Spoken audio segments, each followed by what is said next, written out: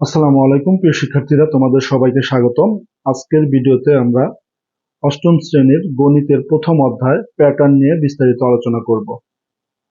তো আজকের আলোচনা থেকে আমরা যা জানতে পারবো সেগুলো হলো প্যাটার্ন কি, মৌলিক সংখ্যা কিভাবে নির্ণয় করতে হয়, সংখ্যা শ্রেণীর নির্দিষ্ট সংখ্যা নির্ণয়, স্বাভাবিক ক্রমিক সংখ্যার যোগফল নির্ণয়, প্রথম 10টি বিজোড় সংখ্যার যোগফল নির্ণয়, সংখ্যাকে দুটি স্বাভাবিক সংখ্যার বর্গের সমষ্টি রূপে প্রকাশ, ম্যাজিক বর্গ গঠন, সংখ্যা নিয়ে খেলা, জ্যামিতিক প্যাটার্ন এবং তোমাদের মূল বইয়ের উদাহরণ 4-এর যে অঙ্কটা আছে সেইগুলো আমরা আজকে এখন সমাধান করব।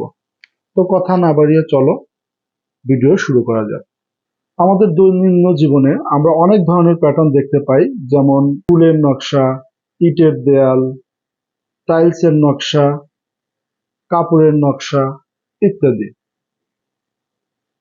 আসলে প্যাটার্নটা কি? যখন কোনো সংখ্যা, চিত্র বা বস্তু নির্দিষ্ট নিয়ম অনুসরণ করে বারবার সাজানো হয় তাকেই প্যাটার্ন বলে। তাহলে প্যাটার্ন কি আমরা জেনে ফেললাম।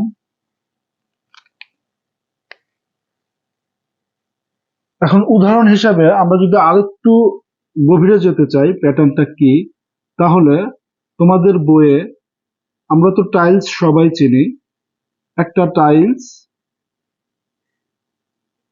এই দাগটা হলো আড়াআড়ি দাগ এবং তারপরের টাইলসটাই লম্বালম্বি দাগ আছে। আবার এরপরের টাইলসটা আবার আড়াআড়ি দাগ কাটা এবং তারপরের টাইলসটা লম্বালম্বি দাগ কাটা। তাহলে দেখো, একটা আড়াআড়ি, একটা লম্বালম্বি, আবার আড়াআড়ি, আবার লম্বালম্বি, অর্থাৎ একটা পর পর একই ধরনের টাইলস কিন্তু ব্যবহার করা হয়েছে। তাহলে এটা একটা কি প্যাটার্ন। এই যে একটা নির্দিষ্ট নিয়ম মেনে বারবার একবার আড়াআড়ি, একবার লম্বালম্বি, একবার আড়াআড়ি, আবার লম্বালম্বি, এইভাবে একটা নির্দিষ্ট নিয়ম মেনে বারবার সাজানোকেই বলা হয় প্যাটার্ন। তারপরে কয়েকটা সংখ্যা দিয়ে আবার দেখানো হয়েছে।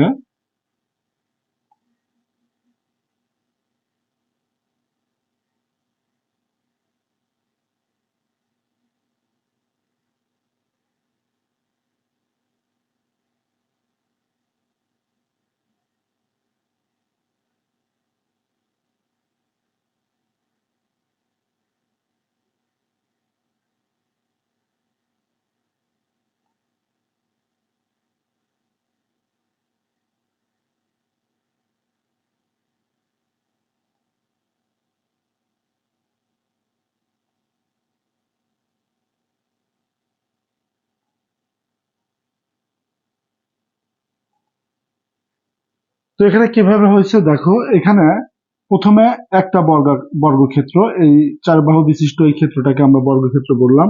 এখানে দুটো বর্গক্ষেত্র, এখানে তিনটা বর্গক্ষেত্র, এখানে চারটা বর্গক্ষেত্র। এভাবে কিন্তু বর্গক্ষেত্র প্রত্যেকটা সারিতে, এইদিকে আমরা এগুলোকে সারি বলতেছি, এটা 1 নম্বর সারি, এটা 2 নম্বর সারি, এটা ধরো 3 নম্বর সারি এবং এটা 4 নম্বর সারি। এই চারটা সারি আছে এবং প্রত্যেকটা সারিতে একটা করে বর্গক্ষেত্র কিন্তু বৃদ্ধি পেয়েছে। এখানে একটা বর্গক্ষেত্র ছিল, এখানে দুটো বর্গক্ষেত্র, এখানে তিনটা, এখানে চারটা, এরপরে যদি আরো আঁকাই তাহলে 5টা বর্গক্ষেত্র থাকবে। তাহলে এখানে সংখ্যাগুলো কিভাবে লেখা হয়েছে দেখো, 1 1 1। এখন শেষে এবং শুরুতে 1 1 থাকবে। মাঝে কিভাবে হয়েছে, এইটা এই দুটো যোগ করে যা হয়েছে সেটা মাঝে লেখা হয়েছে। তাহলে শেষে এবং শুরুতে 1 1 থাকবে। এই ঘরে কি, এই যে দাগটা যে দুইটা ঘরে পড়ছে দেখো, সেই দুটো যোগ করে এই 1 আর 2 যোগ করে 3, আবার এই জায়গা 1 আর যোগ করে 3। তাহলে এইভাবে কিন্তু আমাদের এই প্যাটার্নটা, এটা সংখ্যাগুলোকে একটা ত্রিভুজ আকৃতিতে কিন্তু লেখা হয়েছে। আমরা যদি এই কোণাকুণি যোগ করে দেই তাহলে আমরা দেখব যে একটা ত্রিভুজ শেপের একটা শেপ পাওয়া গেছে। তাহলে এটাও একটা প্যাটার্ন। এখন আমরা দেখব মৌলিক সংখ্যা কিভাবে নির্ণয় করতে হয়। এর জন্য আমরা ইরাটোস্থিনিসের যে ছাঁকুনি আছে সেই ছাঁকুনিটা আমরা ব্যবহার করব। দেখো, ইরাটোস্থিনিসের ছাঁকুনিতে কি ছিল, 1 থেকে 100 পর্যন্ত সংখ্যাগুলোকে লেখা হয়েছিল এবং তার জন্য আমরা 10টা সারি এবং 10টা কলামের দাগ দিব। তাহলে এখানে আমরা সংখ্যাগুলো লিখে ফেলবো 1 2 3 4 5 6 7 8 9 10 11 12 13 14 15 16 17 18 19 20 21 22 23 24 25 26 27 28 29 30 31 32 33 34 35 36 37 38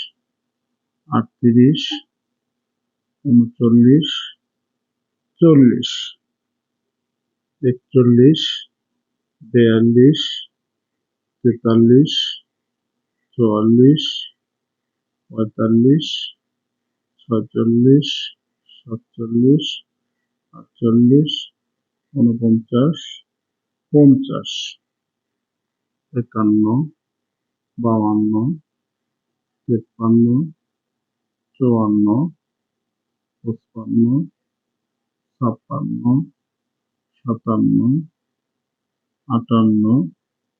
59 60 61 62 63 64 65 66 67 68 69 70 71 72 73 74 75 76 77 78 79 80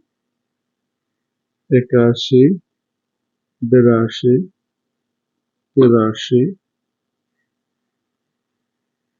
84 85 86 87 88 89 90 91 92 93 94 95 96 97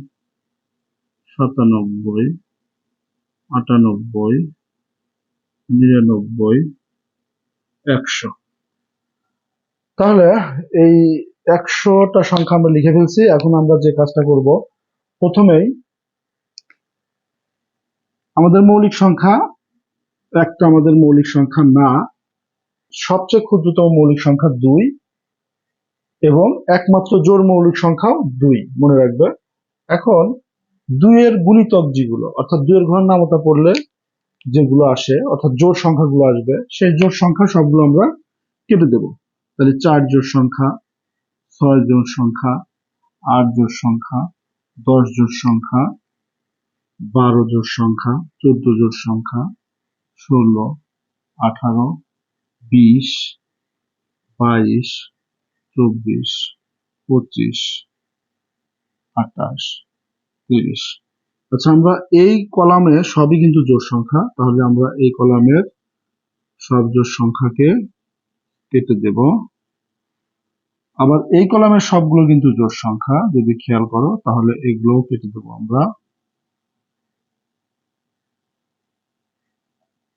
এই পাশের এই কলামেও এগুলো কিন্তু জোড় সংখ্যা সব, তাহলে জোড় সংখ্যাগুলো আমরা কেটে দেব। তারপরে এই কলামের সবগুলোই কিন্তু জোড় সংখ্যা, এগুলো আমরা কেটে দেব। এবং এই কলামের সবগুলোই কিন্তু জোড় সংখ্যা। আমরা কেটে দিচ্ছি। এখন আমরা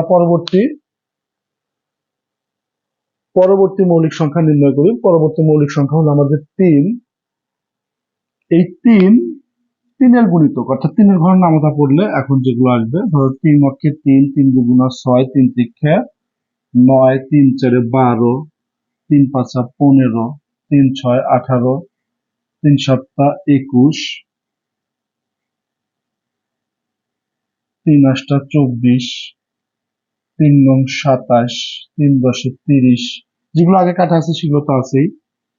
3 11 33, 3 12 36, 3 13 39, তারপরে 3 14 42, 3 15 45, তারপর 3 16 48, 3 17 51 কেটে যাবে। 51-র সাথে 3 যোগ করলে 54 কাটা, 54-র সাথে 3 যোগ করলে 57 কেটে যাবে, 57-র সাথে 3 যোগ করলে 60 কাটা, 60-এর সাথে আবার 3 যোগ করলে 63, 63-র সাথে 3 যোগ করলে 66 কাটা, 66-এর সাথে 3 যোগ করলে 69 কাটা, 69-এর সাথে 3 যোগ করলে 72 আগেই কাটা আছে, 72-এর সাথে 3 যোগ করলে 75 কাটা, 75-এর সাথে 3 যোগ করলে 78, 78-এর সাথে 3 যোগ করলে 81, তারপরে 81-র সাথে 3 যোগ করলে 84, 84-র সাথে 3 যোগ করলে 87, 87-র সাথে 3 যোগ করলে 90, 90-এর সাথে 3 যোগ করলে 93, 93-এর সাথে 3 যোগ করলে 96, 96-এর সাথে 3 যোগ করলে 99। তাহলে 3-এর গুণিতক যেগুলো সেগুলো কিন্তু আমরা কেটে দিলাম। এখন 5-এর গুণিতক। 5-এর গুণিতক, তাহলে 5 তার পরবর্তী মৌলিক সংখ্যা, তাহলে তার গুণিতক যেগুলো সেগুলো আমরা কেটে দেব।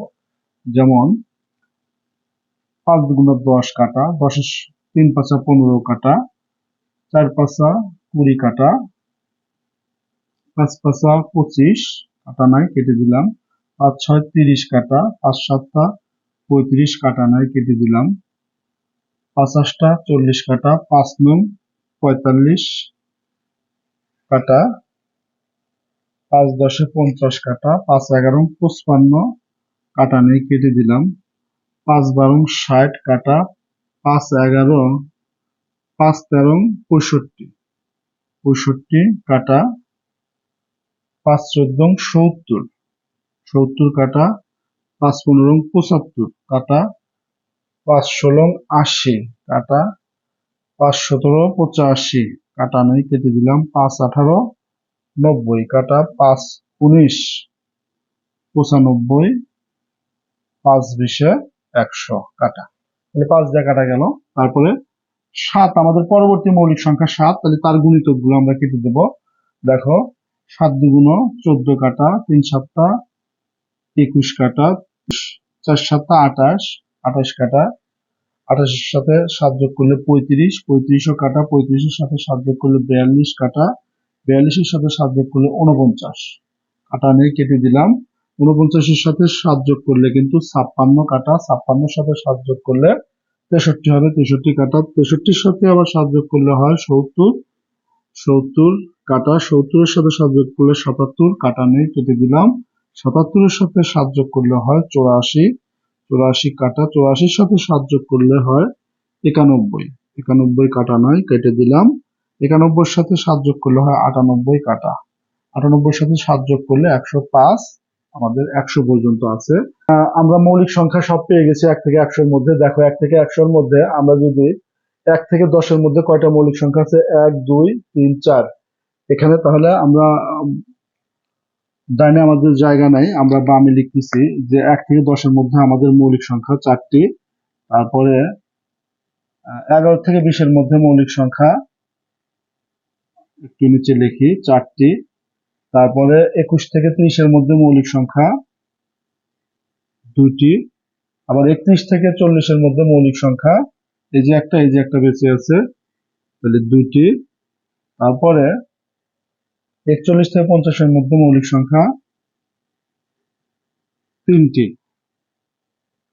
তারপরে 51 থেকে 60-এর মধ্যে মৌলিক সংখ্যা 2টি।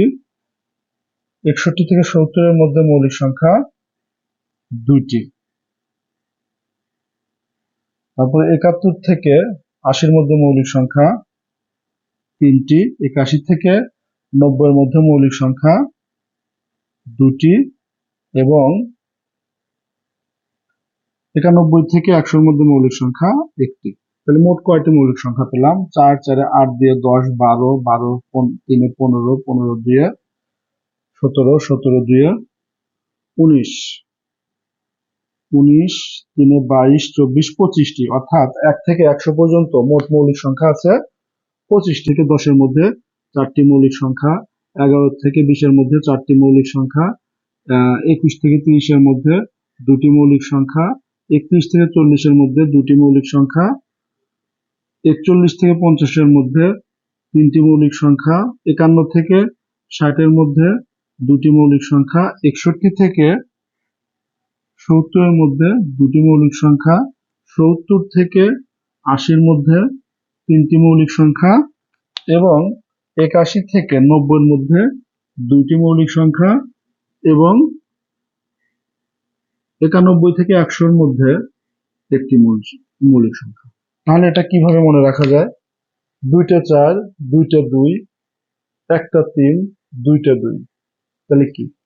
4 4, 2 2, 3 2 2, 3 2 1। অর্থাৎ 2টা 4, 2টা 2, আবার 3, আবার 2টা 2, তারপরে 3 2 1, মানে 3 থেকে কমতে লাস্টে 3 থেকে 1 1 করে কমে গেছে। 3-এর পরে 2, 2-এর পরে 1। এইভাবে 1 থেকে 100-এর মধ্যে মোট কয়টি মৌলিক সংখ্যা আছে? 25টি মৌলিক সংখ্যা আছে। ইরাটোস্থিনিসের ছাঁকনি দিয়ে আমরা মৌলিক সংখ্যা বের করলাম। এখন মৌলিক সংখ্যা কাকে বলে সংজ্ঞাটা যদি আমরা একটু জানতে চাই, তাহলে মৌলিক সংখ্যা আমরা নির্ণয় করে ফেললাম। এখন মৌলিক সংখ্যার সংজ্ঞাটা যদি আমরা একটু জানার চেষ্টা করি, আসলে মৌলিক সংখ্যা হিসেবে আমরা 2-কে পেয়েছিলাম, 3-কে পেয়েছিলাম, 5-কে পেয়েছিলাম, 7-কে পেয়েছিলাম। এগুলোর বৈশিষ্ট্য যদি আমরা দেখি যে এই 2, 1 এবং 2 ছাড়া কিন্তু অন্য কিছু দ্বারা বিভাজ্য হয় না। 3টাও কিন্তু 1 এবং 3 ছাড়া অন্য কোনো সংখ্যা দ্বারা বিভাজ্য হয় না। 5টাও কিন্তু 1 এবং 5 ছাড়া অন্য কোনো সংখ্যা দ্বারা বিভাজ্য হয় না। অনুরূপভাবে 7ও কিন্তু 1 এবং 7 ছাড়া অন্য কিছু দ্বারা বিভাজ্য হয় না। তাহলে কোনগুলো বিভাজ্য হয়? যেমন 6 যদি আমরা চিন্তা করি, 6 1 এবং 6 ছাড়াও 3 দিয়েও কিন্তু 6-কে ভাগ করা যায়। তাহলে এইরকম আবার 8-এর কথা যদি চিন্তা করি, 8 কিন্তু 1 এবং 8 ছাড়াও 8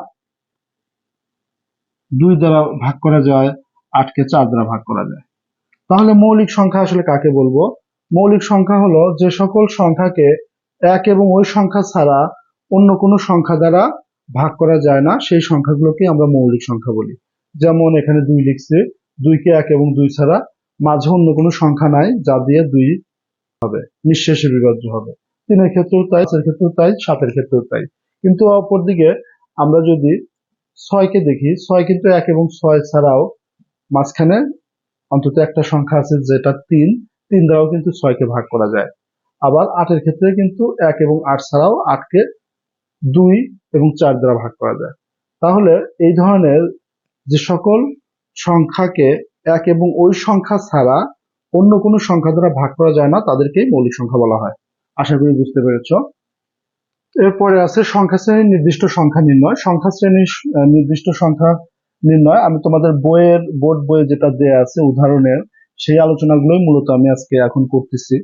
এই আলোচনা শেষ হলে আমি এই ভিডিওটা একটা ভিডিওতেই এই সবগুলো আলোচনা করব, আর আরেকটা ভিডিও করব যেটা তোমাদের অনুশীলনী, বোর্ড বইয়ের অনুশীলনীতে যে অঙ্কগুলো আছে সেগুলো আমি সমাধান করে দেওয়ার চেষ্টা করব। তো দেখি এখন আমরা যে সংখ্যা শ্রেণীর নির্দিষ্ট সংখ্যা নির্ণয়, সংখ্যা শ্রেণীর নির্দিষ্ট সংখ্যা কিভাবে নির্ণয় করতে হয়। ধরো একটা সংখ্যা শ্রেণী দেয়া আছে, যেটা তোমাদের উদাহরণ 1-এ দেয়া আছে একটা সংখ্যা শ্রেণী 3 10 17 24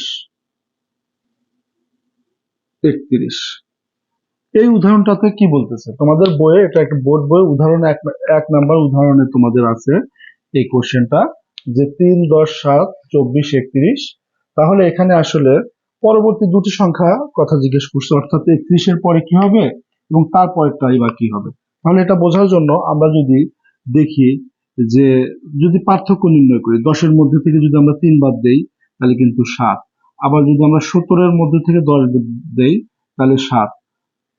তার মানে আবার 24 থেকে 17-কে বাদ দিলেও 7। অর্থাৎ প্রত্যেকটা পরবর্তী পদ তার আগের পদের সাথে 7 যোগ করে হচ্ছে। অর্থাৎ 10টা 3-এর সাথে 7 যোগ করলে 10 হয়, 10-এর সাথে 7 যোগ করলে 17 হয়, 17-এর সাথে 7 যোগ করলে 24 হয়, 24-এর সাথে 7 যোগ করলে 31 হচ্ছে। এখন তাহলে 31-এর সাথে 7 যোগ করলে পরবর্তী প্রথম সংখ্যাটি হবে, তাহলে পরবর্তী প্রথম সংখ্যাটি আমাদের কি হবে? তাহলে আমাদের এই 31-এর সাথে 7 যোগ করতে হবে, অর্থাৎ 38 হবে। তাহলে পরবর্তী দ্বিতীয় সংখ্যাটি কি হবে?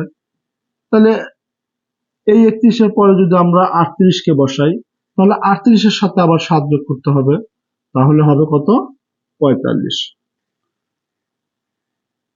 আচ্ছা, উদাহরণ 2-এ তোমাদের আরেকটা কোশ্চেন দেয়া আছে, 2 নম্বর উদাহরণ। 1, 4, 9,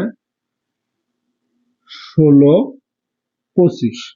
এখানে যদি আমরা পার্থক্য বের করি, 4-এর মধ্যে থেকে 1 বাদ দিলে পার্থক্য 3, 9-এর মধ্যে থেকে 4 বাদ দিলে পার্থক্য 5, 16-এর মধ্যে থেকে 9 বাদ দিলে পার্থক্য 7, 25-এর মধ্যে 16 বাদ দিলে পার্থক্য 9। এখানে পরবর্তী সংখ্যাটা নির্ণয় করতে বলছে। তাহলে খেয়াল যদি করি, বাড়ছে কত করে?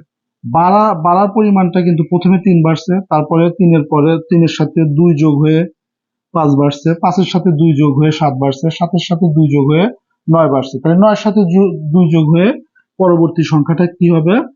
পরবর্তী সংখ্যাটি হবে 25 যোগ 9-এর সাথে আরো 2 যোগ করতে হবে, অর্থাৎ 11, অর্থাৎ 36 হবে আমাদের এই ম্যাথটার পরবর্তী সংখ্যা। তো 3 নম্বর উদাহরণ তোমাদের বোর্ড বইয়ের যে কথাটা আছে আমরা যদি একটু খেয়াল করি,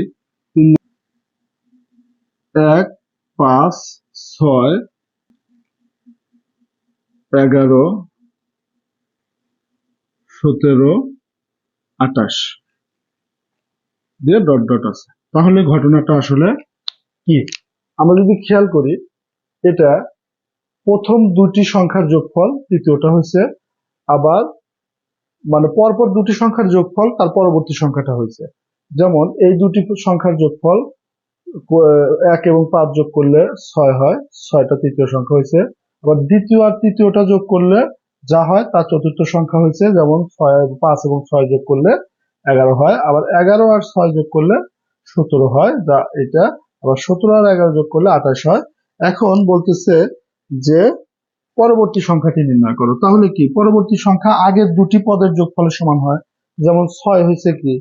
6 হয়েছে 1 এবং 5-এর যোগফল, 11 হয়েছে 5 এবং 6-এর যোগফল, 17 হবে 6 এবং 11-এর যোগফল, 28 হবে 28 হয়েছে 11 এবং 17-এর যোগফল।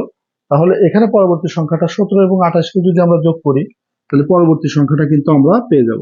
তাহলে পরবর্তী সংখ্যা 17 যোগ 28, তাহলে কত? 45 হবে। পরবর্তী সংখ্যাটি কিন্তু হবে 45। কিভাবে বের করলাম?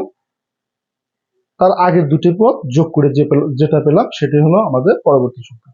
তাহলে এই নিয়ম মেনে যে ধারাটা হয় বা যে অনুক্রমটা আমরা পাই, যে দুটি পদের যোগফল তার পরবর্তী পদের সমান, অর্থাৎ তৃতীয় পদটি তার আগের দুটি পদের যোগফলের সমান, বা তাহলে এই ধারাকে বা এই অনুক্রমকে আমরা বলি ফিবোনাচ্চি অনুক্রম বা ফিবোনাচ্চি ধারা।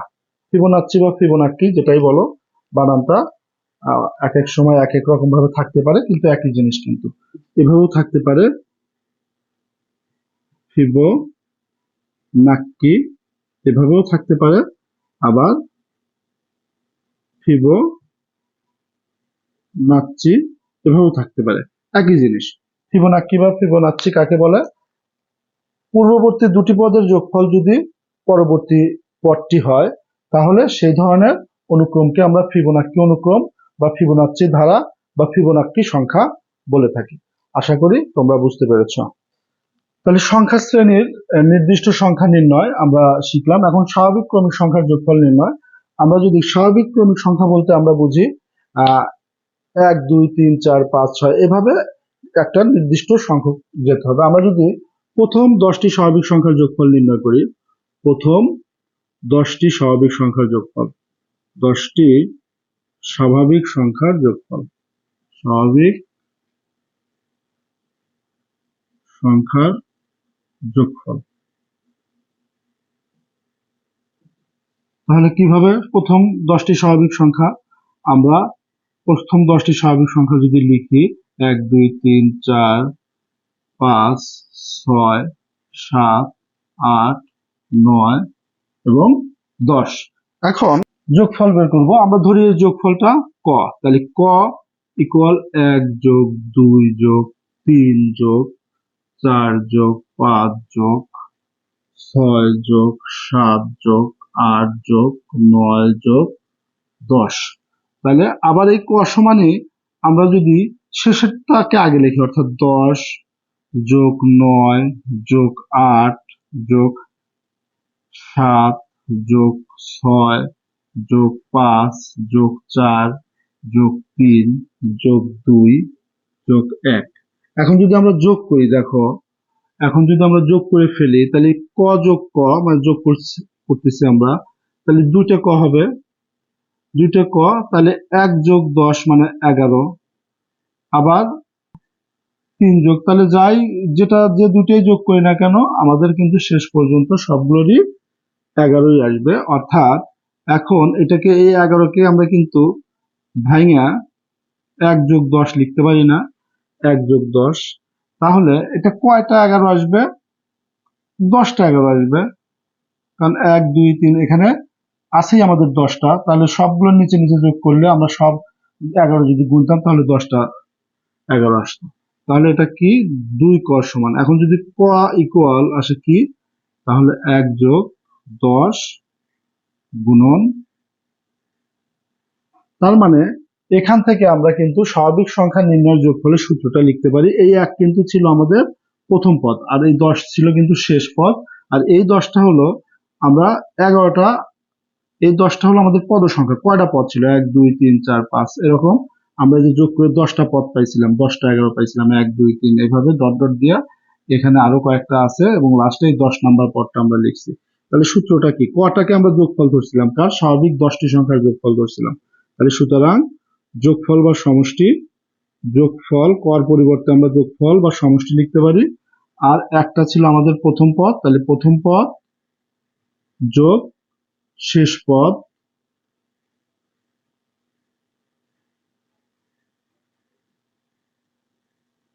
গুণন পদ সংখ্যা ডিভাইডেড 2। এখন এই সূত্রকে কাজে লাগিয়ে কিন্তু আমরা যে কোনো স্বাভাবিক সংখ্যার যোগফল কিন্তু আমরা নির্ণয় করতে পারি। এখন যদি বলে প্রথম 50টি স্বাভাবিক সংখ্যার যোগফল নির্ণয় করো বা প্রথম 100টি স্বাভাবিক সংখ্যার যোগফল নির্ণয় করো, তাহলে কি হবে? প্রথম 100টি, ধরো প্রথম 100টি স্বাভাবিক সংখ্যার যোগফল আমাদের নির্ণয় করতে বললো। প্রথম 100টি স্বাভাবিক সংখ্যার যোগফল নির্ণয় করো, স্বাভাবিক সংখ্যার যোগফল নির্ণয় করো। তাহলে কিভাবে করব? খুবই সহজ। এই যে যোগফলের সূত্র আমরা লিখব, লেখার পরে আমাদের সূত্র কি? প্রথম পদ, প্রথম পদ প্রথম 100টির কথা বলছে, তাহলে প্রথম পদ আমাদের 1 এবং 100টি মানে কি শেষ পদ আমাদের 100। তাহলে এখানে পদ সংখ্যা কত? মূলত পদ সংখ্যা 1 থেকে 100 এবং ডিভাইডেড 2। এখন যদি এটা আমরা যোগ করি, তাহলে 101 গুণন এই 100কে যদি 2 দ্বারা ভাগ করে দিই তাহলে 50, তাহলে কি হবে? 5050 হবে। এইভাবে কিন্তু আমরা যে কোনো স্বাভাবিক সংখ্যার যোগফল এই সূত্রের মাধ্যমে করে ফেলতে পারবো। তাহলে স্বাভাবিক ক্রমিক সংখ্যার যোগফল নির্ণয় কিভাবে করা লাগে সেটা কিন্তু আমরা শিখে ফেললাম। স্বাভাবিক ক্রমিক সংখ্যার যোগফল নির্ণয়ের পরে তোমাদের বইয়ে কিন্তু কাজ যে অংশটা বক্সের মধ্যে দেয়া আছে, তোমরা যদি খেয়াল করো মূল বইয়ে, সেই বক্সে বলা আছে প্রথম 15টি স্বাভাবিক সংখ্যার যোগফল নির্ণয় করতে হবে। প্রথম 15টি স্বাভাবিক সংখ্যার যোগফল কিভাবে নির্ণয় করা লাগবে? ওই প্রথম পদ, তাহলে ওই সূত্র যোগফল, প্রথম পদ ছিল আমাদের, প্রথম পদে 1, শেষ পদ 15, গুণন পদের সংখ্যা 15 ভাগ 2, তাহলে 8 গুণন 15, 8 গুণন 15 দিলে কত হবে? যা আসবে সেই মানটাই হবে হলো আমাদের 8 গুণন 15 দিলে 120 আসবে। অর্থাৎ প্রথম 15টি স্বাভাবিক সংখ্যার যোগফল আসবে 120। এখন প্রথম 10টি বিজোড় সংখ্যার যোগফল যদি আমরা কিভাবে নির্ণয় করব? আমরা প্রথম 10টি বিজোড় সংখ্যা ধরে লিখে ফেলি। 1, 3, 5, 7, 9, 11, 13, 15, 17, 19। 1, 2, 3, 4, 5, 6, 7, 8, 9, 10। তাহলে প্রথম 10টি বিজোড় সংখ্যা কিন্তু আমরা লিখে ফেলছি। এখন যদি আমরা যোগ করি ক্যালকুলেটর দিয়ে, দেখো 1 যোগ 3 যদি করি তাহলে কিন্তু 4 পাচ্ছি। আবার 1 যোগ 3 যোগ 5, তিনটা পদ যোগ যদি করি তাহলে কিন্তু 9 পাচ্ছি। আবার 1 যোগ 3 যোগ 5 যোগ 7 যদি করি তাহলে কিন্তু 16 পাচ্ছি। খেয়াল করতেছি কি এই সংখ্যাগুলো আমরা আসলে কি পূর্ণবর্গ সংখ্যা, কারণ 2 কে স্কোয়ার করলে 4 হয়, আবার 3 কে স্কোয়ার করলে 9 হয়, আবার 4 কে স্কোয়ার করলে কি হচ্ছে 16 হয়। আবার যদি তার পরেরটা নেই, 1 যোগ 3 যোগ 5 যোগ 7 যোগ 9, তাহলে কত হবে? 25 হবে। তাহলে 5 কে স্কোয়ার করলে কিন্তু 25 হবে। তাহলে এই যে প্রথম পদ ছিল 1, এই 1 কে স্কোয়ার করলে কিন্তু একই হয়। তার মানে দুটি পদের যোগফল কিভাবে পাওয়া যাচ্ছে? তাহলে এইভাবে যদি আমরা ক সংখ্যক পদের যোগফল লিখি, এটা প্রথম পদের যোগফল, দুটি পদের যোগফল, এখানে তিনটি পদের যোগফল, চারটি পদের যোগফল, এখানে 5টি পদ, এই যে 1টা 2টা 3টা 4টা 5টা, প্রত্যেকটা যোগ বা বিয়োগের আগে পরে এগুলো এক একটা পদ। তাহলে আমরা যদি কটি পদের যোগফল লিখি, তাহলে কটি পদের যোগফল, তাহলে কি হবে? কটি পদের যোগফল হবে ক স্কয়ার, কারণ যত পদ তার উপরে সেই সংখ্যার উপর স্কয়ার। প্রথম পদের জন্য অনের উপর স্কয়ার, দুটি পদের জন্য 2 এর উপর স্কয়ার, তিনটি পদের জন্য 3 এর উপর স্কয়ার, 5টি পদের জন্য 5 এর উপর স্কয়ার, তাহলে কটি পদের জন্য হবে ক স্কয়ার। অর্থাৎ তাহলে বিজোড় স্বাভাবিক সংখ্যার যোগফল যদি আমাদের নির্ণয় করতে বলে তাহলে আমরা কিন্তু অনায়াসে বের করতে পারি। তাহলে এখানে কয়টা পদ ছিল? এখানে কিন্তু 10টি পদ ছিল। তাহলে আমরা কটি পদের যোগফলের জায়গায় যদি 10টি পদের যোগফল লিখি তাহলে কিন্তু 10 এর উপর স্কয়ার মানে কি 100। তো এগুলো যোগ করলে কি 100 হবে? আসলে 100 হয়। 1 আর 3 যোগ করলে 4, 4 আর 5 যোগ করলে 9, 9 আর 7 যোগ করলে 16, 16 আর 9 যোগ করলে 25, 25 আর 11 যোগ করলে 36, 36 আর 13 যোগ করলে 49, 49 আর 15 যদি যোগ করি তাহলে হয় 64, 64 আর 17 যদি যোগ করি তাহলে হয় 81, 81 আর 19 যোগ করলে 100 হয়। অর্থাৎ এখন এর 10টা দিলে তো আমরা ক্যালকুলেটর দিয়ে করে ফেলতে পারবো, কিন্তু যদি বলে 100টা ক্রমিক বিজোড় সংখ্যার যোগফল নির্ণয় করো, তাহলে এই যে এটা হলো আমাদের এখন কিন্তু সূত্র পেয়ে গেলাম যে বিজোড় ক্রমিক সংখ্যার যোগফল কত। প্রথম 100টা কথা যদি বলে যে প্রথম 100টি, তাহলে এখানে এই কর জায়গায় এখন 100 বসায় দিব যে 100টি বিজোড় পদের যোগফল, কিন্তু এটা কিন্তু বিজোড়ের ক্ষেত্রে এই সূত্রটা প্রযোজ্য হবে। তাহলে 100-র উপর স্কয়ার দেব, তার মানে এটা 10,000 হবে। আশা করি তোমরা বুঝতে পেরেছো। এখন এই বিজোড়ের যে সূত্রটা এটা আমরা মনে রাখতে পারি।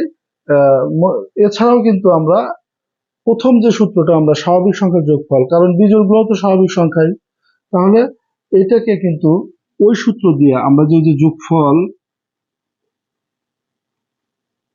ইকুয়াল প্রথম পদ যোগ শেষ পদ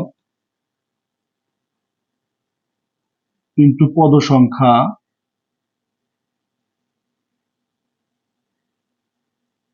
ডিভাইডেড 2। এখন প্রথম পদটা কি?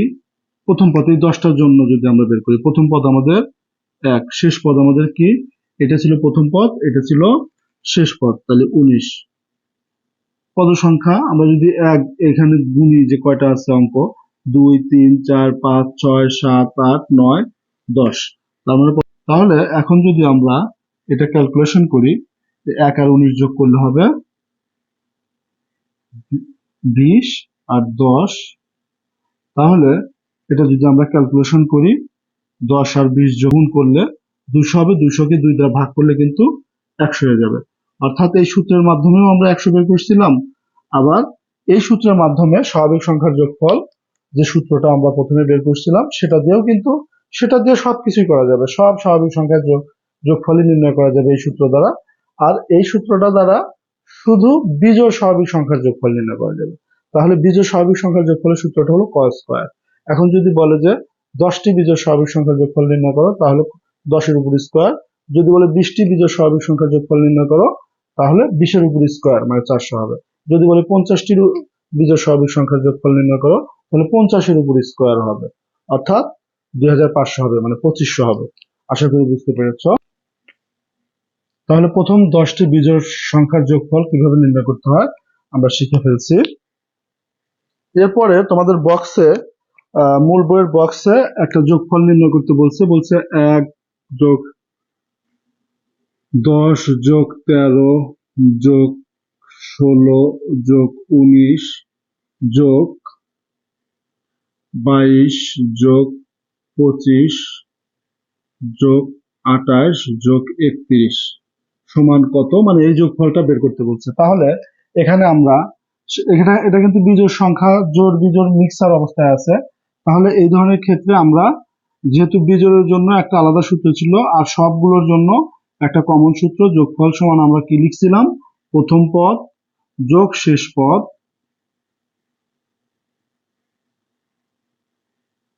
গুণন পদ সংখ্যা ভাগ 2।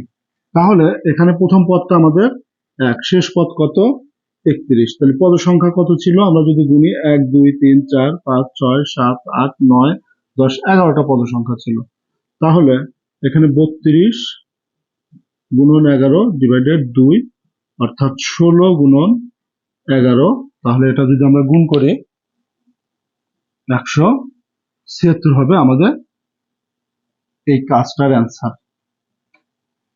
এরপর বলতেছে সংখ্যাকে দুটি স্বাভাবিক সংখ্যার বর্গের সমষ্টি রূপে প্রকাশ করো। এখন সংখ্যা হিসেবে দেওয়া আছে তোমাদের 2 5 8 10 এবং 13, অর্থাৎ এমন ভাবে এদেরকে ভাঙতে হবে যেন দুটি স্বাভাবিক সংখ্যার উপর বর্গ দিলে এটাই পাওয়া যায়। অর্থাৎ দুটি স্বাভাবিক সংখ্যা যদি আমরা 1 এর উপর স্কয়ার এবং 1 এর উপর স্কয়ার দেই, তো 1 এর উপর স্কয়ার মানে কি 1, আর 1 এর উপর স্কয়ার মানে 1, তাহলে 1 যোগ 1 মানে কি আমার 2 ঠিক থাকলো, কিন্তু কি লিখলাম, দুটি স্বাভাবিক সংখ্যার বর্গের সমষ্টি রূপে লিখলাম।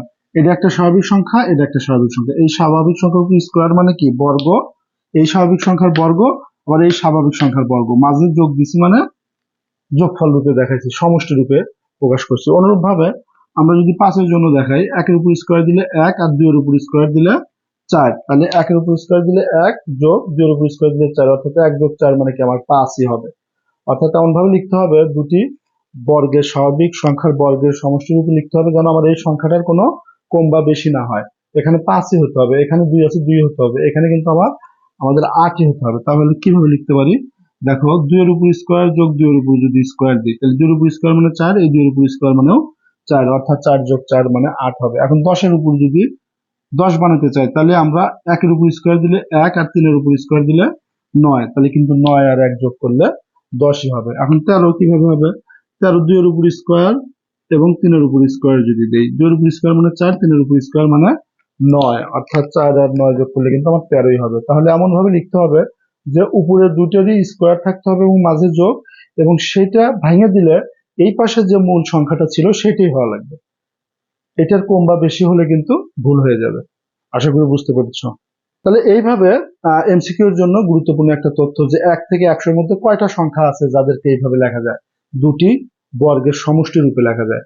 মনে রাখতে হবে যে 35টি সংখ্যা আছে, যে 35টি সংখ্যাকে আমরা এরকম দুটি বর্গের সমষ্টি রূপে লিখতে পারবো। 1 থেকে 100-র মধ্যে কয়টা টোটাল? 35টা আছে, কিন্তু মনে রাখতে হবে। মনে রাখো, খেয়াল করো, পরীক্ষার জন্য কিন্তু খুবই গুরুত্বপূর্ণ। আবার কিছু স্বাভাবিক সংখ্যা আছে, এটা তো একটা করে প্রকাশ করলাম, এবং কিছু স্বাভাবিক সংখ্যা আছে যে যাকে 2 বা ততোধিক বর্গের সমষ্টি রূপে লেখা যায়। যেমন আমরা যদি 50 সংখ্যাটাকে বর্গের সমষ্টি হিসেবে লিখতে চাই, আবার 65 সংখ্যাটাকে বর্গের সমষ্টি হিসেবে লিখতে চাই, তাহলে 50 সংখ্যাটাকে আমরা যদি 1-এর উপর স্কোয়ার দিয়ে 7-এর উপর স্কোয়ার দিই, 1-এর উপর স্কোয়ার মানে কি 1, 7-এর উপর স্কোয়ার মানে কি 49, তাহলে 49 আর 1 যোগ করলে 50 হবে। এটাকে কিন্তু আরো দুইটা স্বাভাবিক সংখ্যার বর্গের সমষ্টি রূপে দেখানো যায়। যেমন 5-এর উপর স্কোয়ার করলে 25, আবার 5-এর উপর স্কোয়ার করলে 25, অর্থাৎ এই যে একভাবে দেখাইছি আর একভাবে দেখানো গেল। আবার 65-র ক্ষেত্রে যদি আমরা কি করি, তাহলে 1-এর উপর স্কোয়ার যোগ 8-এর উপর স্কোয়ার, তাহলে 1-এর উপর স্কোয়ার মানে 1, 8-এর উপর স্কোয়ার মানে 64, তাহলে 1 আর 64 যোগ করলে 65 হবে। আবার যদি আমরা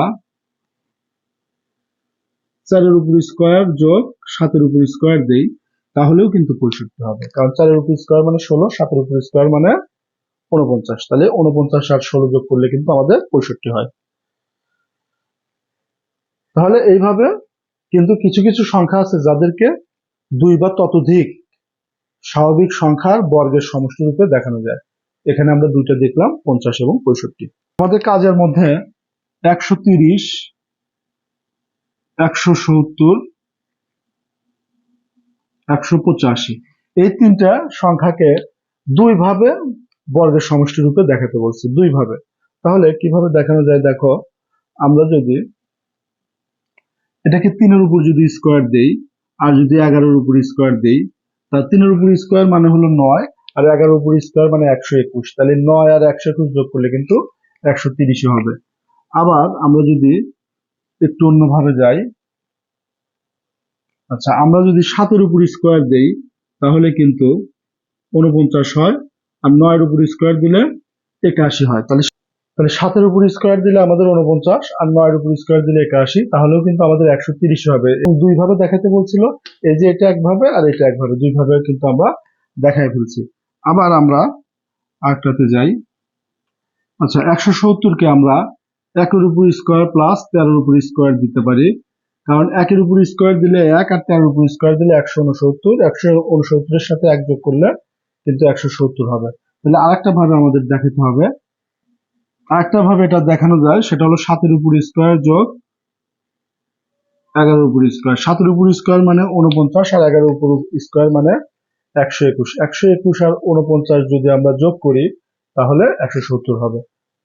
এখন 185-কে আমরা 4-এর উপর স্কোয়ার এবং 13-এর উপর স্কোয়ার দিতে পারি। 4-এর উপর স্কোয়ার মানে 16, আর 13-এর উপর স্কোয়ার মানে 169। 169-এর সাথে 16 যোগ করলে কিন্তু 185 হবে।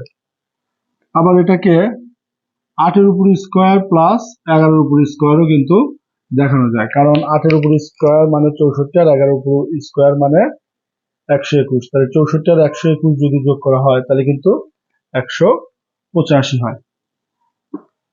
এখন আরেকটা সংখ্যা 325 বলছে, 325-কে 3 উপায়ে দেখাইতে হবে।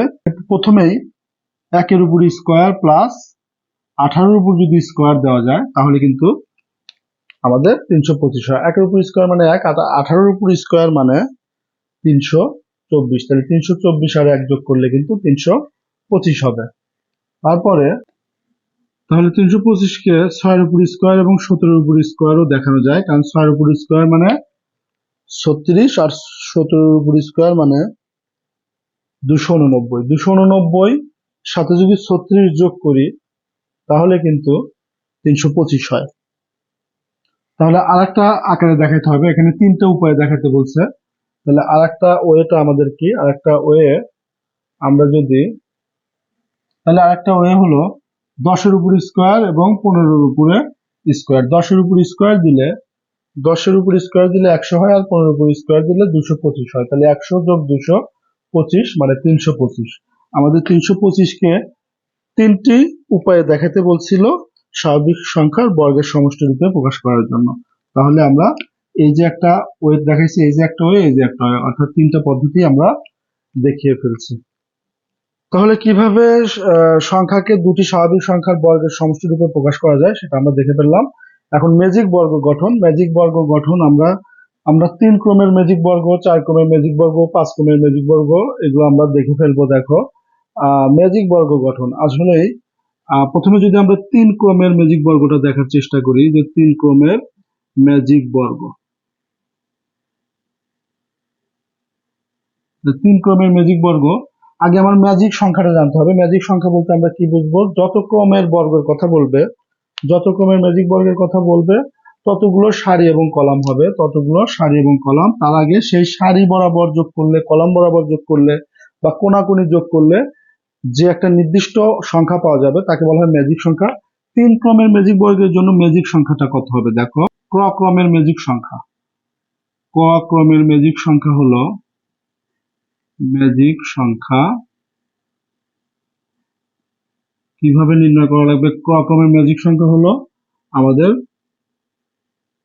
ক ইন্টু ক স্কোয়ার প্লাস 1 ডিভাইডেড 2। তাহলে এখন বলতেছি 3 ক্রমে, তাহলে 3 ক্রমের ম্যাজিক সংখ্যা আগে আমরা বের করে নেব।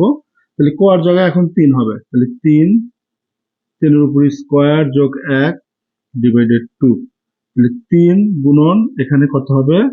10 ভাগ 2, অর্থাৎ এটা যদি ক্যালকুলেশন করি তাহলে 15 হবে আমাদের ম্যাজিক সংখ্যা। তাহলে এখন আমরা 3 ক্রমের ম্যাজিক বর্গটা যদি আঁকাই তাহলে আমাদের 3টা কলাম 3টা সারি আগেই বলছি, তাহলে 3টা কলাম এবং 3টা সারি বিশিষ্ট একটা আমরা বর্গ এঁকে ফেলি। 3টা সারি এঁকে ফেলছি, এখন 3টা কলাম। তাহলে এই ক্ষেত্রে আমরা কি করব? উপরের একদম মাঝখানে, একদম মাঝের ঘরে আমরা 1 লিখব। মাঝের ঘরে আমরা 1 লিখব। 1 লেখার পরে যে ঘরে সংখ্যাটা লিখলাম সেই ঘরের উপরের ডান পাশের কোণায়, উপরের ডানের কোণায় আমরা তীর চিহ্ন দেব। এই তীর চিহ্ন দেওয়ার পরে এই তীর চিহ্ন বাইরের ঘর দিয়ে আমরা একদম লাস্টের ঘরে যাব। এই ঘরটার পাশের ঘর দিয়ে লাস্টের ঘরে যাব। যদি পাশের ঘর না থাকতো তাহলে উপরের পাশের ঘর দিয়ে যেতাম। উপরের পাশের ঘর নাই, পাশের ঘর দিয়ে আছে, তাহলে লাস্টের ঘরে যায় ওই 1 এর পরে 2 লিখবো, এবং 2 লেখার পরে যেখানে সংখ্যাটা লিখলাম সেখানে আবার তীর চিহ্ন দেব। তীর চিহ্ন দেওয়ার পর আমরা যদি নিচে নামি, এই পাশ দিয়ে কিন্তু আর ঘর নাই, তাহলে এখন আমাদের বাম দিকে যেতে হবে। বাম দিকে এর উপর দিয়ে কিন্তু ঘর আছে, তাহলে এখানে এসে আমাদের 3 হবে। এখন এই 3 যে ঘরে লিখলাম ওই ঘরে যদি আমরা তীর চিহ্ন দেই তাহলে দেখব যে আগেই তীর চিহ্নর ঘরে একটা সংখ্যা রয়ে গেছে। তাহলে এরকম যদি হয় যে সংখ্যায় যে ঘরে তীর চিহ্ন দিলাম সেই ঘরের কোনায় তীর চিহ্ন দিয়ে দেখলাম, যে ঘরে আমরা সংখ্যাটা লিখলাম লাস্ট সংখ্যা সেই ঘরে তীর চিহ্ন দিয়ে দেখলাম যে আগেই ওই ঘরটা পূরণ হয়ে আছে, তাহলে ওই সংখ্যার নিচেই ঠিক তার পরের সংখ্যাটা লিখতে হবে। 4 এর পরে আমরা তীর চিহ্ন দিয়ে ফাঁকা ঘর পেয়ে গেলাম, তাহলে 4 এর পর 5 আমরা এখানে লিখবো। 5 যে ঘরে লিখলাম সেই ঘরে কোনায় ডান পাশের উপরে তীর চিহ্ন দিয়ে আমরা ঘরটা ফাঁকা পেলাম, তাহলে 6 দিলাম। তারপরে 6 আমরা তীর চিহ্ন দিয়ে নিচে নামলাম, পাশ দিয়ে কোনো ঘর নাই, উপরের পাশ দিয়েও ঘর নাই, তাহলে এক্ষেত্রে ঠিক ওই সংখ্যার নিচেই তার পরবর্তী সংখ্যা লিখতে হবে।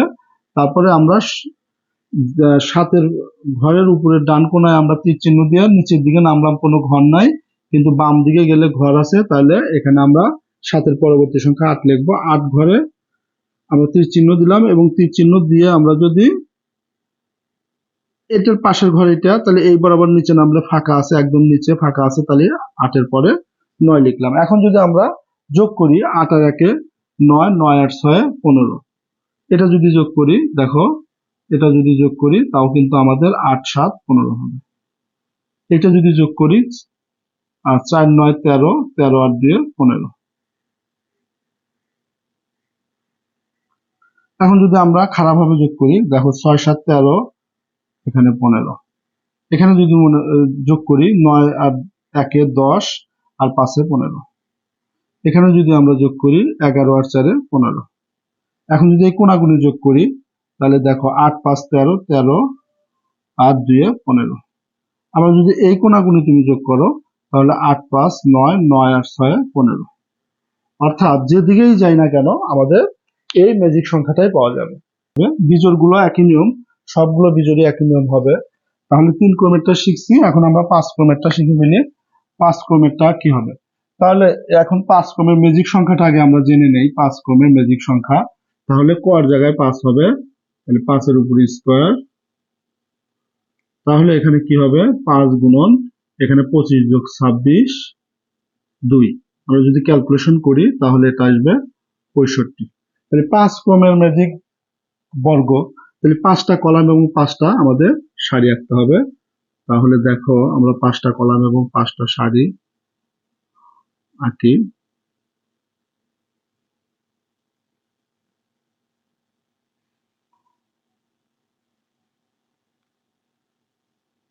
একটা সারি,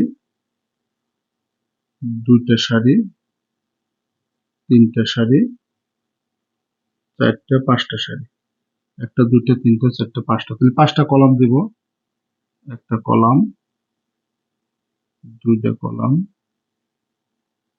তিনটা কলাম, 5টা কলাম। তাহলে একদম মাঝের ঘর কোনটা আমরা যদি দেখি, এই ঘরটা বামেও দুটো ঘর আছে, ডাইনেও দুটো ঘর আছে, তাহলে এটা মাঝের ঘর। মাঝের ঘরে আমরা 1 লিখবো। তাহলে যে ঘরে সংখ্যাটা লিখলাম সেই ঘরে ডাইনের উপরে তীর চিহ্ন দেবো। পাশ দিয়ে ঘর আছে, তাহলে একদম নিচে এসে তার পরের সংখ্যা। তারপর আমরা তীর চিহ্ন দিলাম। তীর চিহ্ন দিলে ঘর ফাঁকা আছে, তাহলে ওই ঘরেই আমরা 2 এর পরবর্তী সংখ্যা 3 বসাবো। তারপরে 3 এর ঘরে আমরা তীর চিহ্ন দিলাম। তীর চিহ্ন দিলে নিচের দিকে কোনো ঘর নাই, তাহলে বাম দিকে ঘর আছে, তাহলে 3 এর পরের সংখ্যা 4 এখানে বসবে।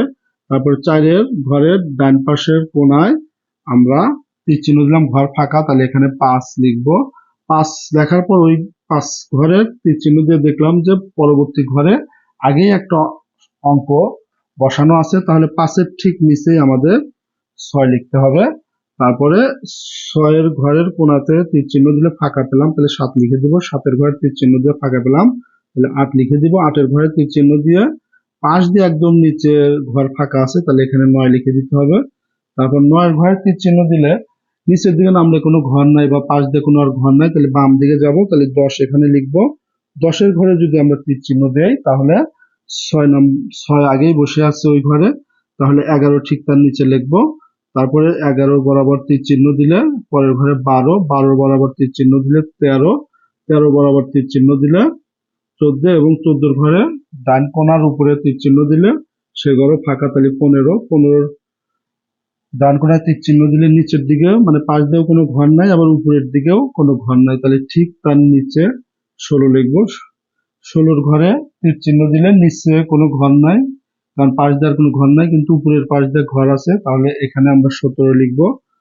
তাহলে তীর চিহ্ন দিলে আমরা পাশের ঘরদের নিচে আসলে এখানে 18 হবে। 18 ঘরে তীর চিহ্ন দিলে ঘর ফাঁকা আছে, তাহলে 19 লিখবো। 19 এর ঘরে তীর চিহ্ন দিলে যে ঘরে যায় 20, সেটা ফাঁকা আছে। 20 এর উপরের ঘরে তীর চিহ্ন দিলে আগেই 16 বসে আছে সে ঘরে, তাহলে 20 এর নিচে ঠিক 21 লিখতে হবে। 21 এর ঘরে তীর চিহ্ন দিলে ফাঁকা আছে, তাহলে 22 লিখতে হবে। 22 এর ঘরে তীর চিহ্ন দিলে নিচের দিকে বা পাশ দিয়ে কোনো ঘর নাই, কিন্তু উপরের পাশ দিয়ে ঘর আছে, 22 এর পরের সংখ্যা 23 এখানে আসবে। 23 এর তীর চিহ্ন দিয়ে আমরা ঘর ফাঁকা আছে, তাহলে 24 লিখবো। 24 এর ঘরে তীর চিহ্ন দিয়ে এই পাশের 24 এর পাশের ঘরদের নিচে আসলে ফাঁকা আছে, তাহলে 25 লিখলাম। এখন আমাদের সব সংখ্যা আমরা লিখে ফেলছি। এখন যদি আমরা যোগ করি তাহলে দেখো 65 পাবো।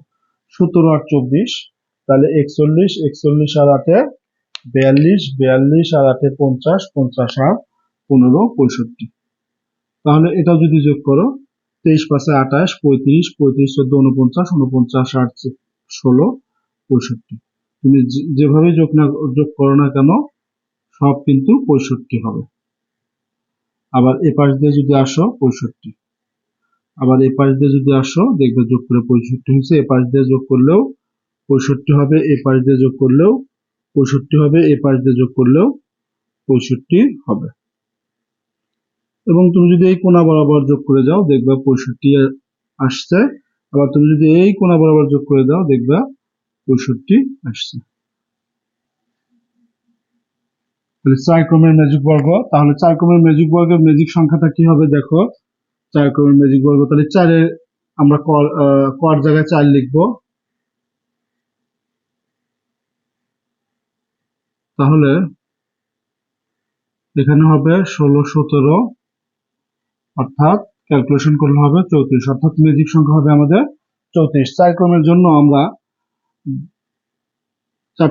দুইটা ছক আঁকাবো।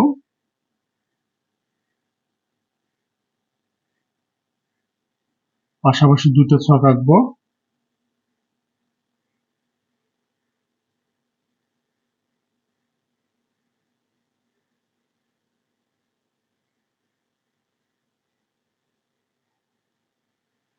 এখন 4টা কলাম এবং 4টা সারি দেব।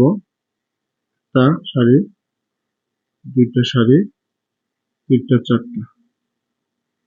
একটা কলাম, দুইটা কলাম, তিনটা, চারটা কলাম। এখানেও তাই দিব। একটা সারি, দুইটা সারি, তিনটা, চারটা সারি। একটা কলাম,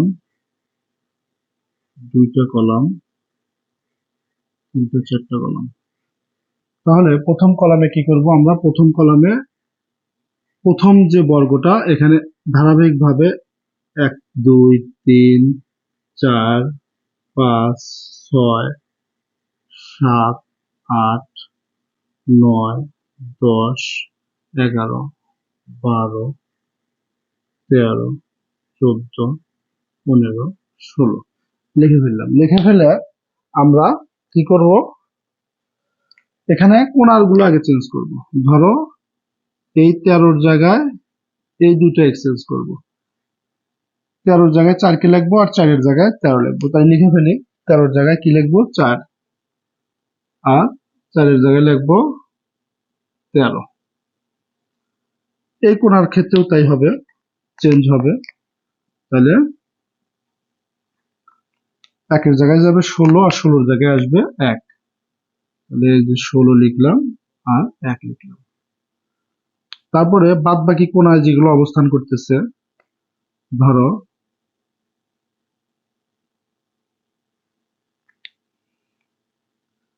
এই যে 6 আর 11, এই দুটো 6-এর জায়গায় 11 যাবে আর 11-র জায়গায় 6 আসবে। আবার এই যে 7 আর 10, তাহলে 10-এর জায়গায় 7 আসবে আর 7-এর জায়গায় 10 যাবে। আর বাদ বাকি সবকিছুই ঠিক থাকবে। আর যা যা আছে সব যেভাবে আছে সেইভাবেই থেকে যাবে। তাহলে দেখো, আমরা যদি এখন এই পাশাপাশি যোগ করি তাহলে আসলে আমাদের 34 হয় কিনা। 18, 18 3 21, 21 আর 13-তে 34। 34 হলো। এটা যদি যোগ করি 5, 11, 16, 16, 10, 26, 26 আর 8, 34। এটা যদি যোগ করি 7, 9, 16, 16 আর 6, 22, 22 আর 12, 34। যেদিকে যোগ করো না কেন 34। এই কোণা দিয়ে যোগ করে আসো, 34 হবে। উপর নিচে যোগ করো 34, উপর নিচে যোগ করো 34, উপর নিচে যোগ করো 34, উপর নিচে যোগ করো 34। কয়টা শিখলাম আমরা? মোট 3টা ক্রমের ম্যাজিক বর্গ শিখছি। প্রথমে 3 ক্রমের ম্যাজিক বর্গ শিখছি, তারপরে আমরা 5 ক্রমের ক্লাস শিখছি, এরপর শিখলাম আমরা 4 ক্রমের ম্যাজিক বর্গ। এখন আমাদের ম্যাজিক বর্গ এই পর্যন্ত শিখলেই মোটামুটি আনা। তারপরে যদি তোমাদের আরো শেখার প্রয়োজন মনে করো, যে 6 ক্রমেরটা শিখতে চাও, 7 ক্রমেরটা শিখতে চাও, তাহলে কমেন্টে আমাকে জানিও, আমি সেগুলো নিয়ে ভিডিও বানাবো। ভিডিওটা অনেক লং হয়ে যাচ্ছে। তাহলে ম্যাজিক বর্গ গঠন আমরা শিখে ফেললাম। এখন সংখ্যা নিয়ে খেলা। এখানে আমরা সংখ্যা নিয়ে খেলা, 3টা ওয়েতে সংখ্যা নিয়ে খেলা। যে কোনো দুই অঙ্কের অঙ্কদ্বয়, 2 অঙ্ক বিশিষ্ট সংখ্যা যদি তাদের অঙ্কদ্বয় স্থান বিনিময় করে, তাহলে প্রথম সংখ্যা আর স্থান বিনিময় করার পরে যে সংখ্যা, এই দুটো যোগ করলে যে যোগফল পাবো, এটাকে 11 দ্বারা ভাগ করলে কি হবে? নিঃশেষে বিভাজ্য হবে। যেমন ধরো একটা সংখ্যা লিখলাম 21, তাহলে এই অঙ্ক স্থান বিনিময় করার পরে অঙ্কটা হবে কি? 12। যোগ করে দেই, 21 আর 12 যদি আমরা যোগ করি তাহলে 3 যোগ 3, এই 33কে কিন্তু যদি আমরা 11 দ্বারা ভাগ করি, 11 দ্বারা যদি ভাগ করি তাহলে কিন্তু নিঃশেষে বিভাজ্য হয়ে যাবে। এরকম যে কোনো তোমার ইচ্ছা মতো, যে স্যার আমি দূরের কোনো বা বড় সংখ্যা নেব, তাহলে 6 9 নিলাম, তাহলে অঙ্ক যদি স্থান বিনিময় করে মানে 9 আসবে 6 এর জায়গায় আর 6 যাবে 9 এর জায়গায়, অর্থাৎ 9 সামনে লাগবে, এখন 6 লাগবে শেষে। এখন এখানে যদি যোগ করি তাহলে 5 আর এখানে 65, 165কে কিন্তু 11 দ্বারা যদি আমরা ভাগ করি তাহলে কিন্তু নিঃশেষে বিভাজ্য হবে। কারণ এখানে একবার যাবে, 5 5 কেটে দিলাম, 5 11 55, অর্থাৎ নিঃশেষে বিভাজ্য। এরকম যে কোনো সংখ্যা, ধরো 93, তাহলে একে যদি স্থান বিনিময় করে দেই, 9 এর জায়গায় 3 লিখবো আর 3 এর জায়গায় 9 লিখবো, তাহলে কত হবে? এই 132 কিন্তু 11 দ্বারা বিভাজ্য হবে। কিভাবে দেখো, একবার যাবে প্রথম দুইটা সংখ্যা, তাহলে 11, 2 কে কেটে আনলাম, তাহলে 2 2 22। অর্থাৎ এরকম যে দুই অঙ্ক বিশিষ্ট যে সংখ্যা যদি স্থান বিনিময় করে, তাহলে আগের সংখ্যার স্থান বিনিময় করার পরে যে সংখ্যা, এই দুটো সংখ্যাকে যোগ করলে সেই যোগফলটা 11 সংখ্যা দ্বারা অবশ্যই ভাগ যাবে এবং নিঃশেষে বিভাজ্য হবে। এখন আবার এই ধরনের যে কোনো দুটি অঙ্ক বিশিষ্ট যদি সংখ্যাকে আমরা স্থান বিনিময় করি, তাহলে ওই আগের সংখ্যা আর স্থান বিনিময় করার সংখ্যা, মানে এখন যেভাবে লিখছিলাম এবার যোগ করছিলাম, এরপরে যদি এই দুটো বিয়োগ করা হয় তাহলে সেই বিয়োগ ফলটা 9 দ্বারা বিভাজ্য হয় সবসময়। ধরো এখানে আমরা 23 লিখলাম একটা সংখ্যা, আর একটা সংখ্যা আমরা যেটা বড় সংখ্যা সেটা আমরা বড়টার থেকে ছোটটা আমরা বিয়োগ করব। তাহলে আগে 32 লিখলাম, তারপরে স্থান বিনিময় করে দিলাম, 3 এর জায়গায় 2 লিখছি, 2 এর জায়গায় 3 লিখছি। তাহলে এখানে কত হবে? এখানে হবে 9, হাতে থাকে 1। তাহলে এটা তো 9 কে 9 দ্বারা তো আমরা ভাগ করতেই পারি, তাই 9 দ্বারা কিন্তু বিভাজ্য হবে। এই ধরনের বড় কোনো সংখ্যা যদি আমরা নেই, ধরো 91 নিলাম, তাহলে এটা স্থান বিনিময় করলে হবে 19, তাহলে বিয়োগ করলে 2 7। এখন যদি একে 9 দ্বারা ভাগ করি, দেখো এই 72কে যদি আমরা 9 দ্বারা ভাগ করি তাহলে কিন্তু 8 নং 72 হয়, তাহলে কিন্তু বিভাজ্য হয়ে যাচ্ছে বা নিঃশেষে বিভাজ্য হয়ে যাচ্ছে। যদি অন্য কোনো সংখ্যা নেই, 98 নিলাম, তাহলে এখানে কি হবে? চেঞ্জ হলো, 9 আছে, বিয়োগ করতেছি, 9 আছে কত হলো 18, 9 হাতে থাকে 1, বামে 0 দেওয়ার দরকার নাই, তাহলে 9 তো অবশ্যই 9 দ্বারা ভাগ যাবে, তাহলে একবার যাবে। আবার যদি আমরা ধরো 94 লিখলাম, তাহলে এখানে আসবে কি, উল্টায় লিখলে 49, বিয়োগ করলে 9 আছে কত হলো 14, তাহলে 5 হাত থেকে 1, সে 1 এখানে গেলে 5 আছে কত হলে 9 হবে 4, তাহলে 45 কে কিন্তু আমরা 9 দ্বারা বিভাজ্য হবে, 5 নং 45। অর্থাৎ দুই অঙ্ক বিশিষ্ট কোনো সংখ্যা যদি অঙ্কদ্বয় যদি স্থান বিনিময় করে, তাহলে যে সংখ্যাটা পাবো, এক্ষেত্রে বড় সংখ্যা থেকে ছোট সংখ্যা বিয়োগ করলে যে বিয়োগফলটা পাবো, সেই বিয়োগফলটা অবশ্যই 9 দ্বারা নিঃশেষে বিভাজ্য হয় বা হবে। এটা ছিল হলো আমাদের দ্বিতীয়। এখন 3 অঙ্ক বিশিষ্ট যে কোনো যদি সংখ্যা আমরা নেই, ধরো যে কোনো 3 অঙ্ক বিশিষ্ট সংখ্যা যদি লেখার পরে সেই সংখ্যা যদি বিপরীত ক্রমে সাজাই, মানে শেষেরটা প্রথমে, দ্বিতীয়টা দ্বিতীয়তেই থাকবে এবং প্রথমটা শেষে, এইভাবে যদি সাজাই, সাজানোর পর যদি বিয়োগ করি, তারপরে যে বিয়োগফলটা পাবো সেই বিয়োগফলগুলো অবশ্যই 99 দ্বারা বিভাজ্য হবে। 4 আছে কত হলো 11, তাহলে 7 হাতে থাকে 1, 3 আছে কত হলো 12, 9 হাতে থাকে 1, অর্থাৎ 297। এই 297 অবশ্যই কিন্তু 99 দিয়ে ভাগ যাবে, কারণ 3 বার দিলে 297 হবে, নিঃশেষে বিভাজ্য হয়ে যাবে। এখন যদি অন্য কোনো সংখ্যা নেই, যে 7 8 9 নিলাম, তাহলে এক বিপরীত ক্রমে সাজালে হবে কি, 9 8 7, বড়টার থেকে ছোটটাকে বিয়োগ করতে হবে, তাহলে 9 আছে কত হলে 7 হবে, 17 হবে, 18 হাতে থেকে 1, 9 আছে কত হলে 18 হবে, তাহলে 9 হাতে থাকে 1, তাহলে এইটা 198 কিন্তু 99 দ্বারা দুইবারই যাবে, তাহলে কিন্তু নিঃশেষে বিভাজ্য হবে। অর্থাৎ 3 অঙ্ক বিশিষ্ট যে অঙ্কই আমরা নেই না কেন তাকে যদি বিপরীত ক্রমে সাজাই, অর্থাৎ আমরা প্রথমে যা নিলাম ধরো 905, তাহলে পরের অঙ্কটা হবে কি, এই শেষেরটা আগে আসবে, মাঝে যেটা থাকবে সেটাই থাকবে এবং শুরুটা শেষে যাবে, তাহলে বিপরীত ক্রমে একে সাজানো হয়ে গেল। তারপর বিয়োগ করবো, 9 আছে কত হলে 15, হাতে থাকে 6, হাতে থাকে 1, 1 নিচে যাবে, 1 আছে কত হলে 10, 9 হাতে থাকে 1, 6 আছে কত হলে 3। তাহলে এই যে 396 যে বিয়োগফলটা পাবো, এই বিয়োগফলটা কিন্তু অবশ্যই 99 দ্বারা বিভাজ্য হবে। এটা 4 বার যাবে, 4 বার গেলে আমাদের এটা কিন্তু নিঃশেষে বিভাজ্য হবে। আমাদের সংখ্যা নিয়ে আমরা যে খেলাটা সেটা আমরা খেললাম। তিনটা নিয়ম আমরা এখানে দেখছি। এক হলো 2 অঙ্ক বিশিষ্ট যে কোনো সংখ্যাকে সংখ্যা লেখার পরে ওই সংখ্যার যদি অঙ্ক দুটিকে স্থান বিনিময় করে দেই, তাহলে স্থান বিনিময় করার পরে যে সংখ্যাটা পাবো আর আগের সংখ্যা এই দুটো যোগ করলে, যোগ করার পর যোগফল যেটা পাবো সেই যোগফলটা অবশ্যই 11 দ্বারা নিঃশেষে বিভাজ্য হবে বা 11 দ্বারা তাকে ভাগ করা যাবে। অপরদিকে এই 2 অঙ্ক বিশিষ্ট আর একটা খেলা ছিল। কি খেলা ছিল সেটা হলো যে 2 অঙ্ক বিশিষ্ট যে কোনো সংখ্যা লিখে সেই সংখ্যাটার অঙ্ককে স্থান বিনিময় করে দিলে যে সংখ্যাটা পাবো আর আগের সংখ্যা এই দুটোর মধ্যে যেটা বড় সেই বড়টার মধ্যে থেকে ছোটটাকে বিয়োগ করে দিয়ে যে বিয়োগফল পাবো সেই বিয়োগফলটা অবশ্যই 9 দ্বারা বিভাজ্য হবে। এবং আরেকটা শেষ আমরা যে সংখ্যা দিয়ে যে খেলাটা খেললাম সেটা হলো 3 অঙ্ক বিশিষ্ট যে কোনো সংখ্যা নেয়ার পরে সেই সংখ্যাগুলোকে যদি বিপরীত ক্রমে সাজানো হয়, তাহলে বড় সংখ্যা থেকে ছোট সংখ্যাটাকে বাদ দিলে যে সংখ্যা পাবো সেই সংখ্যাটা অবশ্যই 99 দ্বারা বিভাজ্য হয় বা হবে। এখন জ্যামিতিক প্যাটার্ন, তোমাদের জ্যামিতিক প্যাটার্ন বইয়ে যেটা আছে আমরা সেটাই করি। দেখো এখানে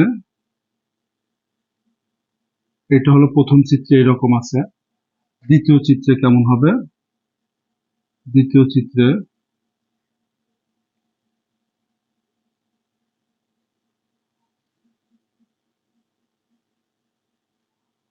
তৃতীয় চিত্রে কেমন হবে,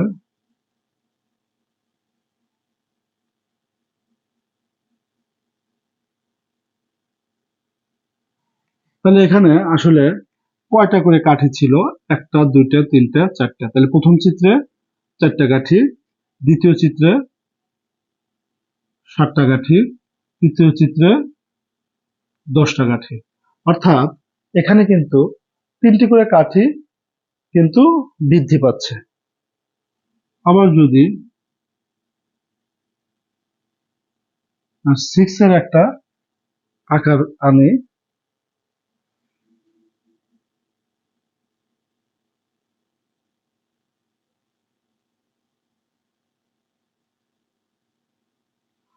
এটা কিন্তু 11টা কাঠি হবে, দ্বিতীয় চিত্রে 11টা কাঠি। কিভাবে, এই যে একটা, এখান থেকে এইটুকু একটা, এখান থেকে এইটুকু আর একটা, তারপরে এখান থেকে এইটুকু আর একটা, এখান থেকে এইটুকু আর একটা, এখান থেকে এইটুকু আর একটা, এখান থেকে এইটুকু আর একটা, এখান থেকে এইটুকু আর একটা, এখান থেকে এইটুকু একটা, এখান থেকে এইটুকু একটা, এবং এখান থেকে এইটুকু একটা, এবং এখান থেকে এইটুকু আর একটা। তাহলে এই দাগগুলো যদি 1 2 3 4 5 6 7 8 9 10 11, তাহলে 11টা কিন্তু কাঠি আছে। এখন এটাকে সাধারণ নিয়মে কিভাবে করা যায়, এটাকে সাধারণ নিয়ম বা বীজগণিতিক রাশিতে কিভাবে কনভার্ট করা যায়। 4কে আমরা 3 গুণন 1 দিয়ে আমরা 1 লিখলাম, আর এখানে 3 গুণন ক দেই, তাহলে কর জায়গায় প্রথম চিত্রের জন্য কর জায়গায় যদি আমরা 1 বসাই, তাহলে 3 আর 1 গুণন হলে 3, আর যোগ 1 করলে 4। এখানে 3 এর কর জায়গায় দ্বিতীয় চিত্রের জন্য কর জায়গায় 2 বসাবো, তাহলে 3 গুণ 6 যোগ 1 মানে 7। আর তৃতীয় চিত্রের জন্য কর জায়গায় 3 বসাবো, তাহলে 3 লিখে 9 আর যোগ 1 মানে 10। অর্থাৎ এই প্যাটার্নটা এটা কিন্তু বীজগণিতিক রূপ বা সাধারণ নিয়ম। এখন তারপরে এটা যদি প্রথম চিত্রের জন্য আমরা কিভাবে লিখতে পারি, 5 ক যোগ 1, তাহলে দেখো এখানে প্রথম চিত্রের জন্য কর মান যদি 1 বসাই তাহলে 5ই থাকবে এখানে, আর 1 যোগ হয় 6।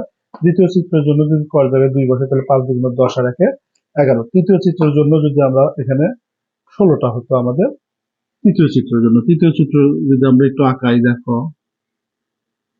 এটা প্রথমে সিক্স এর আকার ছিল, তারপরে এটাকেও সিক্স এর আকার দিতে হবে, তাহলে এটাকেও সিক্স এর আকার দিতে হবে, এইদিকে দাগ থাকবে।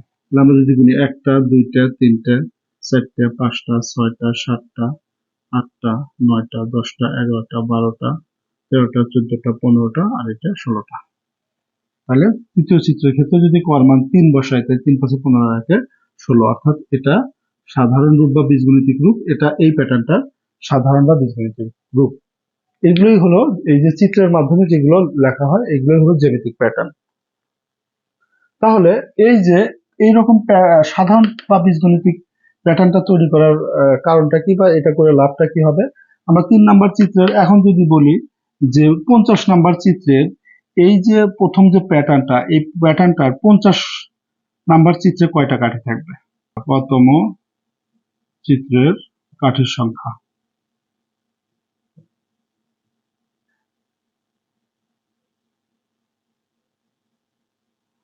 এখন যদি বলি 50তম চিত্রে কাঠির সংখ্যা, তাহলে কিন্তু এইভাবে 50টা চিত্র আঁকাতে আমাদের অনেক সময় লেগে যাবে।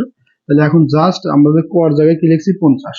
তাহলে এই বীজগণিতিক বা সাধারণ নিয়মে যেখানে ক আছে সেখানে আমরা 50 দেব, তাহলে এটা কিন্তু 150 যোগ 1, অর্থাৎ 50তম চিত্রের কাঠির সংখ্যা হবে 151টি, যা আমরা ওই সূত্রের মাধ্যমে বের করলাম। আবার এটাতে যদি বলে যে এইটার ক্ষেত্রে 100তম, এটা হলো কতম? এই দ্বিতীয় প্যাটার্নটার ক্ষেত্রে, দ্বিতীয় প্যাটার্নের ক্ষেত্রে এটা কতম? যদি বলে যে 100তম পদের কাঠির সংখ্যা, তাহলে 100তম পদের কাঠির সংখ্যা কি হবে? 5 গুণন 100 যোগ 1, তাহলে কি হবে? 500 যোগ 1 মানে 501 হবে 100তম চিত্রে কাঠির সংখ্যা। আমাদের 100টা চিত্র আঁকাতে গেলে কিন্তু অনেক সময় এবং ধৈর্যের দরকার, যা আমরা সহজেই আমরা এই বীজগণিতিক রাশি যদি আমরা বের করে ফেলতে পারি, তাহলে সেখান থেকে আমাদের প্রয়োজন অনুযায়ী আমরা কিন্তু যে কোনো চিত্রের বা যে কোনো অবস্থা, মানে যে কোনো পদের আমরা কিন্তু ওই পদে কতটুকু সংখ্যা লাগবে বা সেটা কিন্তু আমরা বের করতে পারবো। তো আশা করি তোমরা বুঝতে পেরেছো। তাহলে জ্যামিতিক প্যাটার্ন কি সেটা আমরা মোটামুটি আলোচনা করে ফেলছি।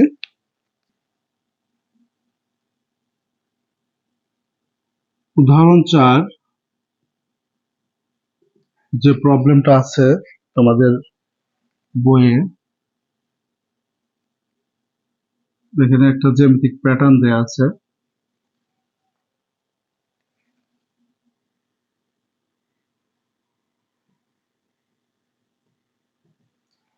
তাহলে দেখো এখানে আমি 4 নাম্বার যে উদাহরণ তোমাদের বইয়ের সেটা আমি লিখে ফেলছি। এখন রাত 2:30 বাজে। দেখতে পাচ্ছ কিনা তোমাদের জন্য কষ্ট করতেছি। যদি ভালো লাগে অবশ্যই চ্যানেলটি সাবস্ক্রাইব করবে এবং ভিডিওটিতে লাইক এবং শেয়ার করবে। তো যাই হোক, উপরের জ্যামিতিক চিত্রগুলো প্যাটার্ন তৈরি করেছে যার সমান দৈর্ঘ্যের কাঠি দিয়ে তৈরি।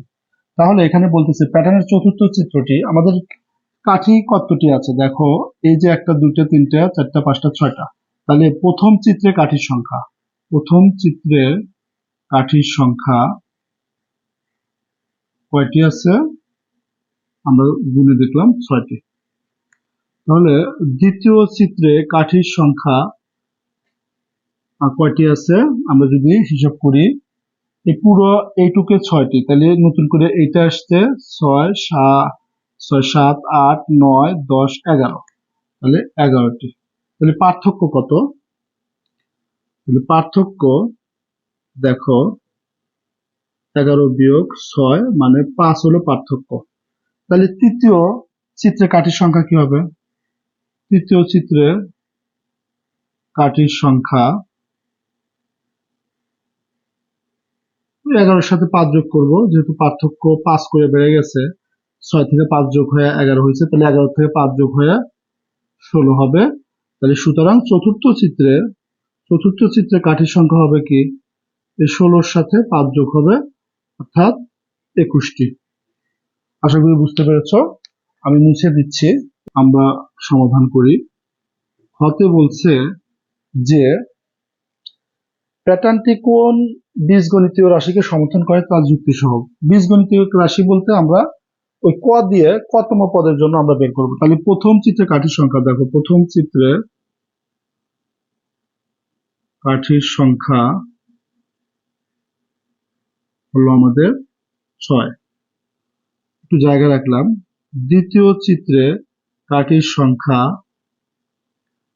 11, তৃতীয় চিত্রে কাঠির সংখ্যা 16। এখন এমন একটা প্যাটার্ন আনতে হবে যেন প্রথম চিত্রে 5 গুণন 1 যোগ যদি 1 দেই তাহলে কিন্তু 6 হয়, আবার 5 গুণন 2 যোগ যদি 1 দেই তাহলে 11 হবে, আবার 5 গুণন 3 যোগ যদি 1 দেই তাহলে কিন্তু 16 হবে। তাহলে চেঞ্জটা খেয়াল করো যে যততম পদ এই গুণের পরে কিন্তু সেই সংখ্যাটা হচ্ছে। প্রথম পদের জন্য 1, দ্বিতীয় পদের জন্য এখানে 2, তৃতীয় পদের জন্য এখানে 3। তাহলে কতম পদের জন্য কি হবে বা কতম চিত্রের জন্য, সুতরাং ডট ডট ডট কতম চিত্রে কাঠির সংখ্যা, তাহলে 5 গুণন ক যোগ 1 এটা।